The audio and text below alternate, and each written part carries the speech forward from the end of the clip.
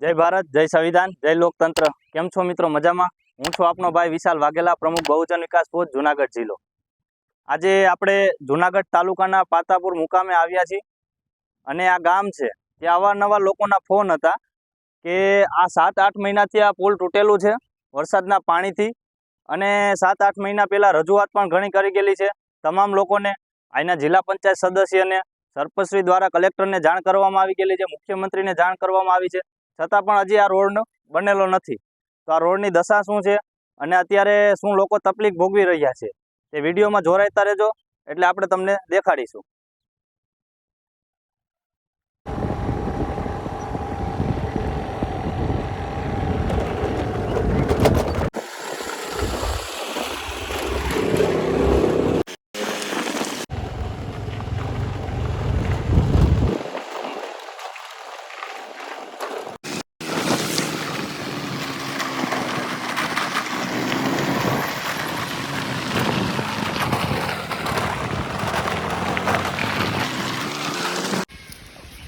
તો જોયું તમે આ રોડ રસ્તાનો હાલત।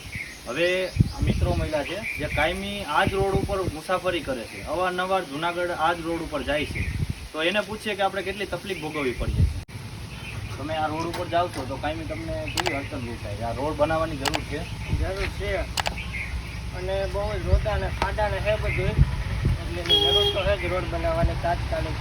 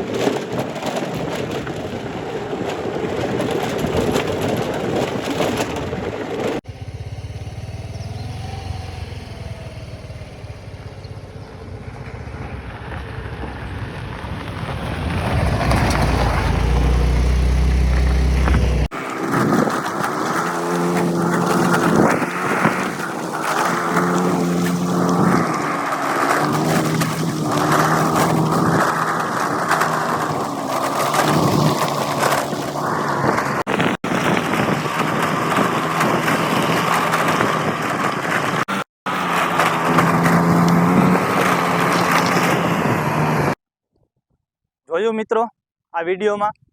આ છે આ જુનાગઢ તાલુકાના પાતાપુર મુકામના રોડ રસ્તાની હાલતો। લોકો અવારનવાર મુસાફરીમાં એટલી તકલીફ ભોગવી રહ્યા છે, અવારનવાર તમામ લોકોને રજૂઆત કરી ગયા છે, છતાં પણ આપણા સાંસદ, આપણા ધારાસભ્ય તમામ લોકો આ રોડની મુલાકાત રહી ગયા છે, પણ શું કામ ચાલુ કરવામાં વાંધો આવે છે કોઈને ખબર નથી।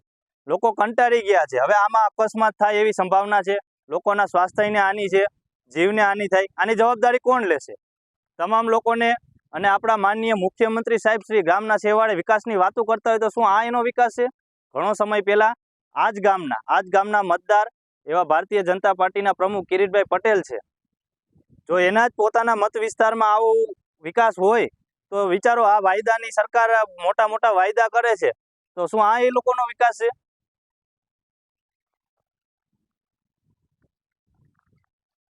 ભારતીય જનતા પાર્ટીના જિલ્લાના પ્રમુખ કિરીટભાઈ પટેલ જે આ ગામના જ મતદાર છે, પોતાના મત વિસ્તારમાં જો વિકાસ ના થતો હોય તો આપણે ખોટા વાયદા કરવાનું રહેવા દો। અને મારી બે હાથ જોડીને જાહેર જનતાને ભલામણ છે કે જાગો અને પોતાના હક અધિકાર માટે લડો. કેમ કે આપણા ગામના છેવાડે મુખ્યમંત્રી શ્રી, ગુજરાતના મુખ્યમંત્રી શ્રી ગામના છેવાડે વિકાસની વાતો કરે છે, તો આ વિકાસ પહોંચ્યો છે ગામમાં? અવારનવાર તમામ લોકો હવે હેરાન પરેશાન છે. આમાં અકસ્માત થાય તો કેની જવાબદારી? કોઈ પણ લોકોને જાનહાની થાય, ઈજા થાય, કેની જવાબદારી? જનતા જાગશે તો જ એના કામ થશે.